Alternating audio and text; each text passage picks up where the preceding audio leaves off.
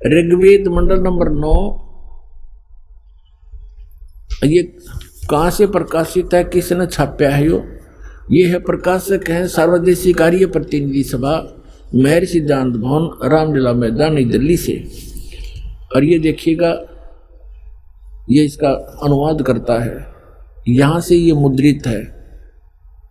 अब आपको दिखाते हैं ऋग्वेद मंडल नंबर 9 सूक्त 1 का ये मंत्र नंबर 9, ये 9 नंबर है। इसमें क्या लिखा है कि अभी अधन्या उत्सृणंती धेनव शिशुम, ये शिशु शब्द है इसके अंदर। सोम इंद्राय पातवे, इसका अनुवाद किया है इन्होंने आर्य समाजियों ने ही, लेकिन ये थोड़ा सा गलत करके दास उसको ठीक करेगा।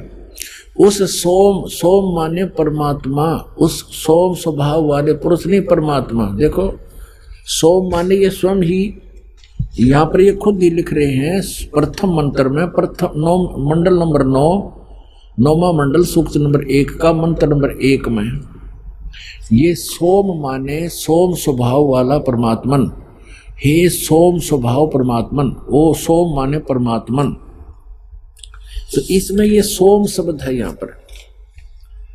अब ऋग्वेद मंडल नंबर 9 सूक्त 1 मंत्र 9 को पढ़ रहे हैं हम, 9 को। इसमें लिखा कि इस उस इमम माने उस, सोम माने परमात्मा को, शिशुम जो बालक रूप में प्रकट होता है, शिशु रूप में, ये कुमार अवस्था में ही। अभी अधन्या, अधन्या माने अहिंसनीय, अहिंसनीय लिख दी। अपरात्मा देनो माने गौवे, अभी माने पूर्ण रूप से, सब प्रकार से, पूर्ण रूप से। अधन्या अहिंसनीय कर दिया इन्होंने, ये अनुवाद गलत कर रखा है। इसका अर्थ बनता है जैसे हमारे यहाँ क्षेत्र में हरियाणा के अंदर जो गायें नए दूध नहीं होती, गऊ, उसको कहते हैं ये बिना धनाई है, बिना धनाई। अधन्या जो गर्भ ना धारण किया हो, और अभिअधन्या यानी पूर्ण रूप से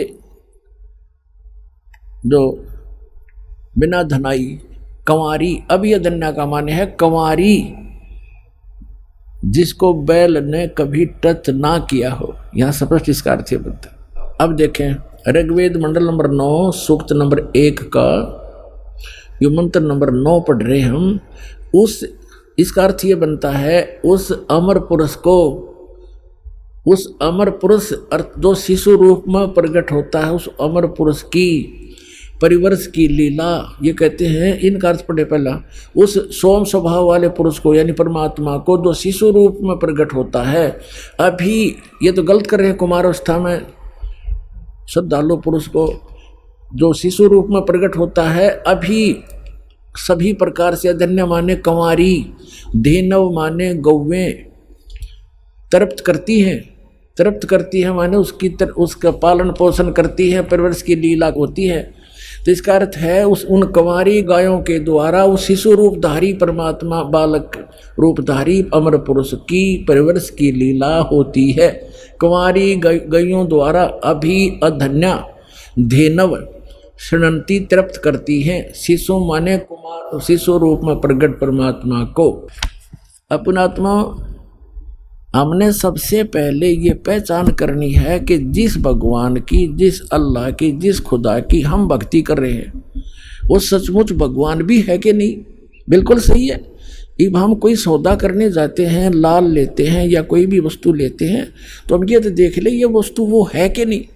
तो आज आपके समक्ष हमारे पवित्र सदग्रंथ वेदों ने सिद्ध कर दिया कि भगवान जब शिशु रूप धारण करके आता है, उनकी परवरिश की लीला कुंवारी गायों से होती है।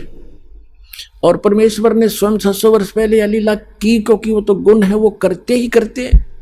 और ये भी वेदों में प्रमाणित है कि ऊपर के लोक में रहता है, सह शरीर है, मनुष्य दृश्य है, देखने में राजा के समान है, सिंहासन पर विराजमान है, वहाँ से सह शरीर चल के आता है, 6 आत्माओं को मिलता है, उनको उपदेश देता है, ज्ञान देता है, कवियों की तरह आचरण करता है, और वो ऐसे गुप्त मंत्र का आविष्कार करता है।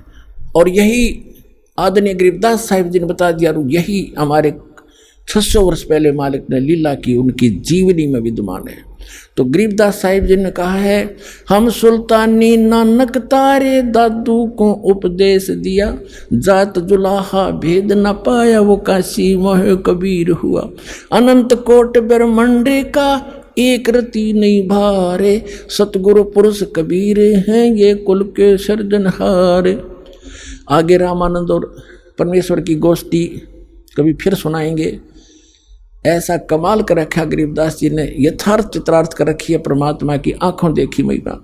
तो पुण्यात्मा सौभाग्य आपका, आप वो बच्चे हो भगवान के जो 64 लाख में से हो, और आपको खोज रहा कहीं ना कहीं से ला करके, किसी भी माध्यम से, कोई पुस्तक के माध्यम से, कोई टीवी के माध्यम से, आप वो लाल हो उस परमात्मा के, जिसके लिए ये खुद कहते हैं गोता मारूं स्वर्ग में और जा बैठूं पाताल। गरीबदास कबीर साहब की महिमा गा रहे हैं, गरीबदास ढूंढता फिर अपने हीरे मोतीलाल। आप देख रहे हो यहाँ आसपास के क्षेत्र के लोगों को ये विश्वास नहीं हो रहा कि बरवाला में कोई आया है, और आप 1000 2000 1500 500 800 किलोमीटर से आकर मालिक के बच्चे यहाँ खींचे आ रहे हो। तो आप उस परमेश्वर की विशेष आत्मा हैं। वैसे तो परमात्मा ने कहा कि अब पूरे विश्व को ज्ञान दूंगा, ये सभी मेरे बच्चे हैं। ये थोड़ा लेट आएंगे, पछताएंगे, घना रोया करेंगे इस समय को। और गरीबदास साहब कहते हैं कि ये संसार समझदा नाही, कहंदा श्याम दोपहरे नू, गलत साधनाएं कर रहे हैं, उन्हीं को सत्य मान रहे हैं।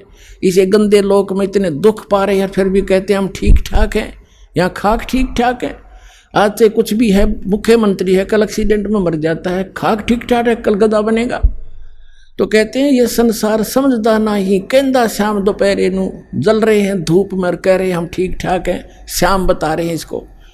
और गरीबदास ये वक्त जात है, रोवोगे इस पैरे नू, ये समझ जाता है हाथ से, फिर रोया करोगे। या अब इस मनुष्य जीवन में ये सत भक्ति नहीं मिली, और दास परमात्मा ने अपना कुत्ता भेज रखा, आपको जगा रहा है, और अब भी नहीं पहचानोगे तो कहते रोया करोगे इस समय को।